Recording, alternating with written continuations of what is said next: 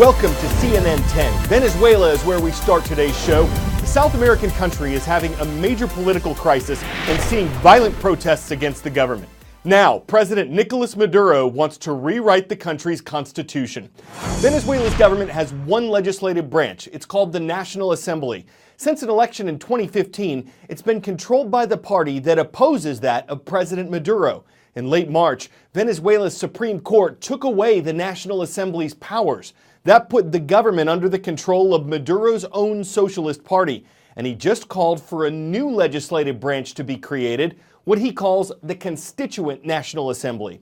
It would include about 500 people, some of whom would be elected. It would rewrite Venezuela's constitution and reshape the president's powers. A large crowd of Maduro's supporters seemed to welcome the announcement.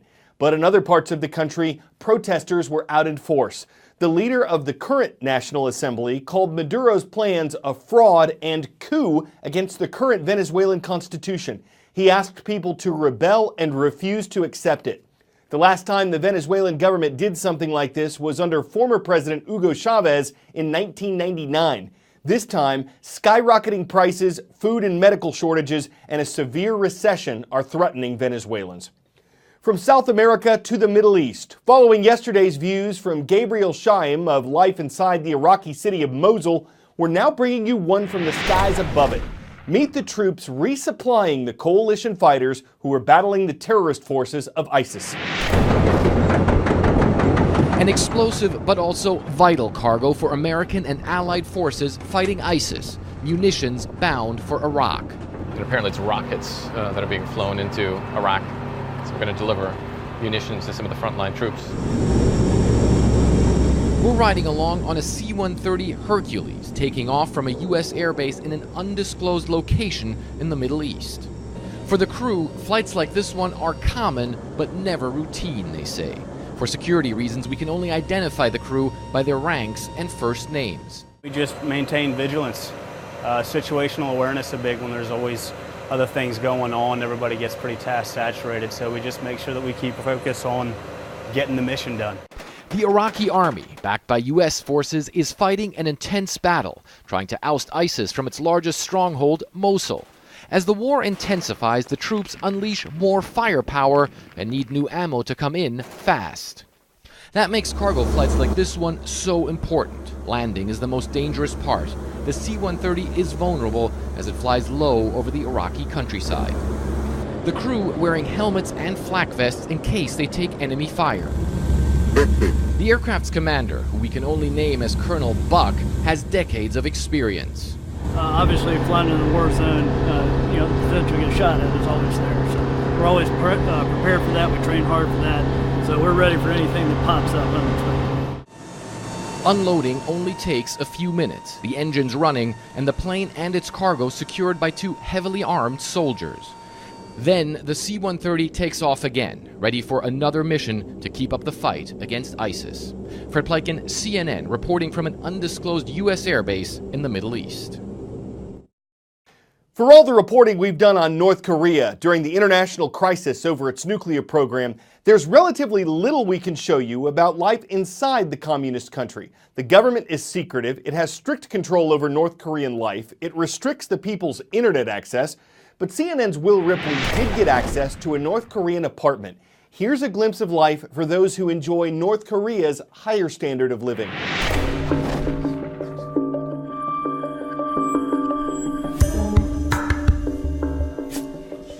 We're about to enter a place that we're rarely allowed to go. This is one of the many housing complexes here in Pyongyang, and we're going to go inside the apartment of a North Korean family. In 12 trips to this country, I've actually only been inside a North Korean apartment just twice. This family lives on the 13th floor, and in North Korea, a lot of the buildings, people don't use the elevators because of electricity interruptions. It's not something we're used to in the West, having to take the stairs up and down every day. On the upside, it's really good exercise. This is where we take our shoes off when we walk in. Hi. Hello, nice to see you. This is the living room, and like every home in North Korea, you'll find portraits of the late leaders. On the left, that's Kim Il-sung. On the right, his son and successor, Kim Jong-il.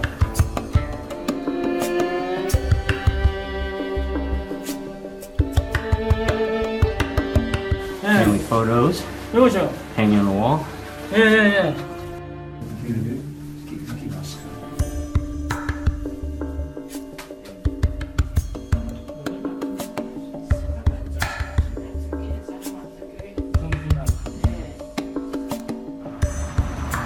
And here's the neighborhood from street level. This is, say, a typical North Korean neighborhood. 10-second trivia. The midday repast is also known as what? Lunch, nap, recess, or swim? Repast is a meal or mealtime, and the one at midday would be lunch.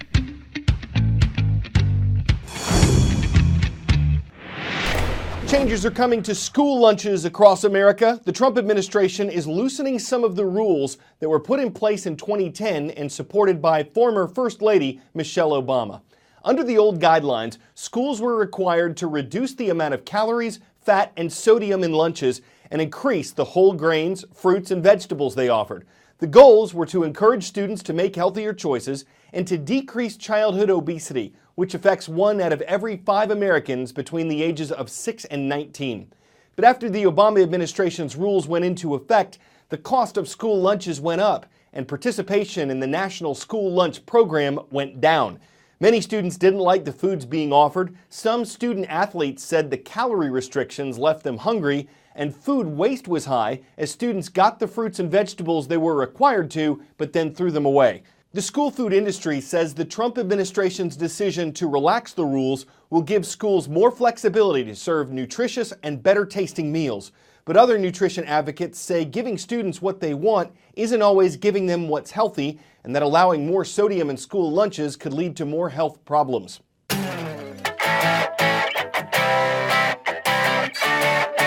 There's not a lot of census data on being a professional Lego builder, so we don't know the salary for this. But there are people who do it. Duncan Titmarsh started, or let's say restarted, working with Legos at age 22. The company he founded makes custom-designed Lego models.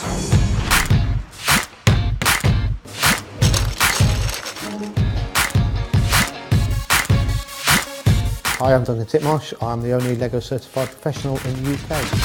Everybody tells me I've got the best job in the world at the moment. Yes, I think I have. It is good fun, but at times, like any business, it does get stressful. But yeah, best job in the world.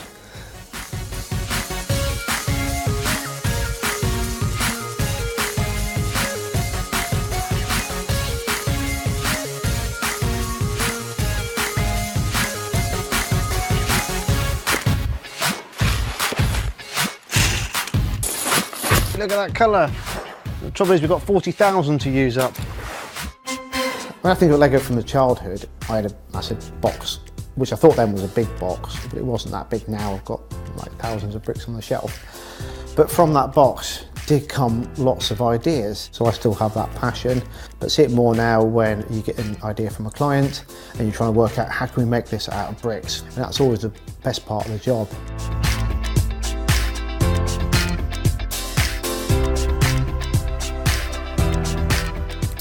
Do I dream in Lego? Occasionally I do. If I think I've done everything with Lego will cross my mind, something new comes up that you could do.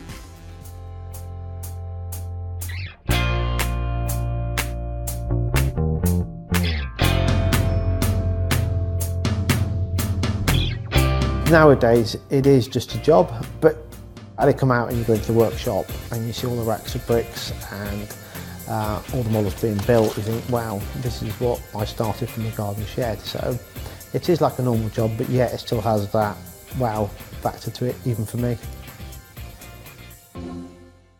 So you could call him a contractor, an architect, an engineer, a foreman, or especially a bricklayer. He didn't seem particularly egotistic about his job because he built it brick by brick. And if he were to toy with the idea of passing his trade to his kids, who knows, maybe they'll become a chip off the old block. I'm Carl Azuz, and that stacks up another edition of CNN 10.